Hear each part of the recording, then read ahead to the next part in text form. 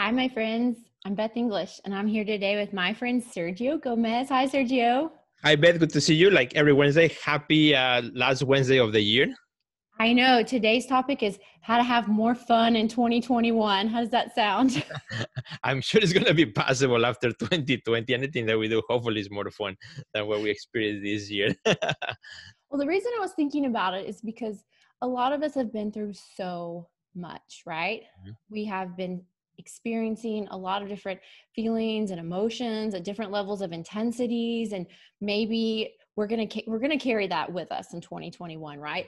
But the way that I deal with feeling a lot of intense things is by experiencing the opposite of those intense things so we can create some sort of balance. And so because we've been living in intensity like never before, it is so important to have more fun and to make that a priority so that we can get back into balance. We can reconnect to what it is that feels like fun, that feels like joy. And I'm so excited to just kind of talk more about that today with you. I love that topic, Beth, because when we talk about fun, doesn't mean like, okay, now, we are not serious about the things that matter, but Right. rather having that wonderful balance in which we can enjoy life and Mhm. live, a enjoyable, fruitful life as well as we continue doing the things that matter. Mhm. Right. And so my only advice is make it familiar.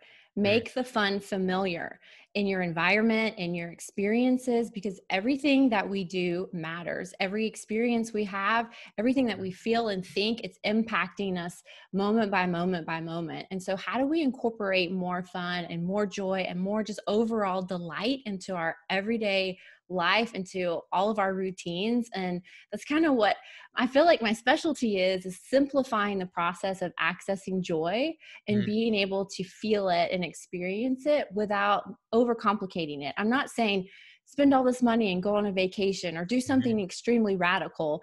Most of it's like make a playlist with your favorite songs so that when you need to kind of step into that energy, then Mhm. you've already prepared yourself to do that.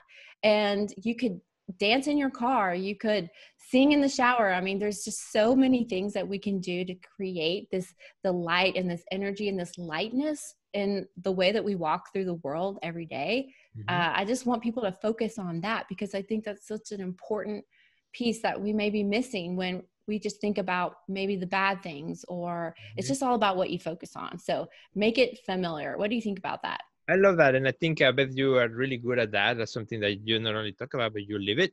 And Mm, knowing you now for so many years, that when I connect with you and we have an opportunity to do these things, and even before we hit record, you always have that kind of like good aura of pleasantness. Even when we're talking about difficult things, that are happening around us in the world, situations that we have to face, but we still have, you know, find a way to make things familiar so that you have that moments of comfort that you can enjoy and rejoice in the interior or in the inside. Yeah, love that.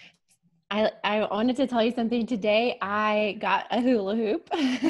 Okay, that is awesome. And it's So just one of those. is it gonna show up in TikTok too? I already have it on my Instagram. So it's coming to TikTok at some point. We'll see you hula hooping. Hula hooping for me is one of those things that it gets my energy up. It makes it flow. I'm always more creative and more productive. Anytime I would be working with clients, I would say, it would be like trying to brainstorm something difficult. I'd say, you know what, let's get our hula hoops out and let's just see what happens.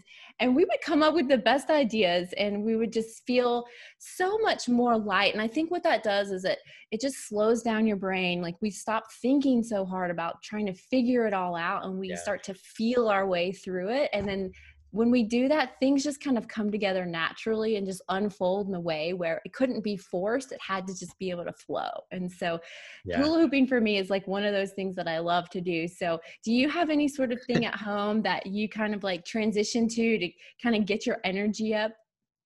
Well, since it's disclosure time, I don't have something that is physical in releasing energy, but something that I enjoy. And Mhm. I don't think I've ever shared this, but in my studio, I have 3 boxes of Hot Wheels cars that I've been collecting for the last 20 years. There are specific cars that I've collected over time. And it's not like I'm a collector. There are many people that collect Hot Wheels, the little cars. and keep them in their bags, and because they want to resell them. No, I open it and I play with them. I like to do that. So sometimes I walk in my studio, and like when I need some time like that, a smile, I just pull the little boxes and I just look at my cards. So, I get them out, I line them up, and then I put them back up, and then I give time to work. So that has a way for me to do something has nothing to do with my art. That kind of brings me back to the child in me, and also the adult in me of enjoying those really cool looking cars. And then, it's funny, it's something that I do. And sometimes my kids make fun of it because they might walk in my studio and I'm like with Hot Wheel in my hand, like, what are you doing?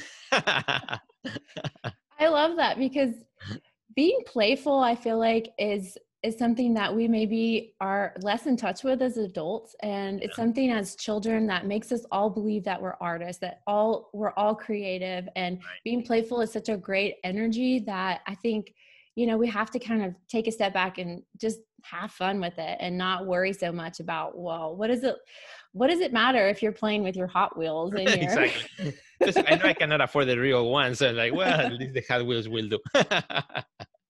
I love that. I think I enjoy getting out my markers. Like if I'm working, I'm trying to be productive and I'm making my list, I've got my poster boards and my markers, and I feel like I'm a kid and I'm planning my life, but I'm doing it in a fun way with colorful Post-it notes and things like that. And I think, a lot of times when we're getting into creating vision boards or creating a plan for anything, like it can be a really good time when we just let ourselves play and dream into what we want to see next and what we want to experience next. And I think if we could dream into 2021, like what would you want more of so that you would feel happier and more light, like as you go throughout your day? Oh, you're asking me? Yeah. Putting me on the spot again. All right. So what I would like more of 2021. Okay, that's a really good question. I think definitely for me, since we have been so long in confinement and things like that, finding more opportunities to connect with others as, as the pandemic hopefully continues to be more controllable and things like that, find opportunities to start going back to those one-on-one connections with people. I'm really looking forward to that, to be able to have those interactions with others. Yeah, I feel the exact same way. I've been on the phone a lot this last week because the holidays are coming. I'm really missing the things that I used to do in Nashville right before Christmas and the New Year.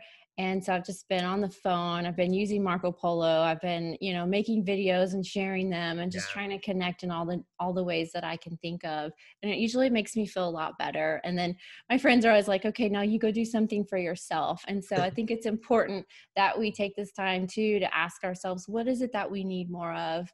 What would make us feel better, and give ourselves that permission to actually go and do it, to, commit to ourselves in a way that is loving and gentle and can lead us on this path of more joy and more delight and, getting into that playfulness that maybe sometimes we don't allow ourselves to be in. So, and I think sometimes because, as you're talking about this, I came to mind, sometimes I think because the expectations that others may have on us, that sometimes prevents us from enjoying that or exploring that part of ourselves that's more playful, because you are expected now as you're an adult, to do certain things, to have the responsibilities of that and everything that comes along with which the persona which we all are, but allowing ourselves, to have that as well as being able to still perform the things that we need to do as adults, but as you said, giving ourselves permission to enjoy and to relax and to pull down the guard,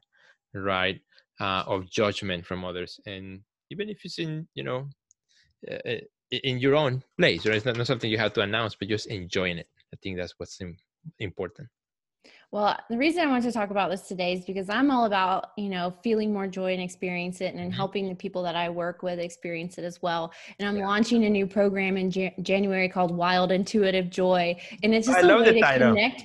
Thank you. I just love the idea of connecting people to their inner power, their wildness, their intuition, how they connect with themselves and others, and then their feelings of joy. Like, what activities are they doing to create those new experiences and to create an environment that's going to help them flourish, you know, because we can only grow in the container that we're in, right? And Right. I feel like I've been outgrowing my containers like over and over and over, and I just keep creating new experiences and new containers for me to grow. And I think that's just an exciting way to live. And so I'm really looking forward to sharing what it is that I know about these things with the people that I work with and launching my program. And so you guys be on the lookout, because I'm going to be talking about it a lot more in the coming weeks. And I'm going to be teaching a private webinar all about how I do this with my frameworks. And so I can't wait to share it. Yeah. Well, that's going to be awesome. I can't wait to hear about that, Beth.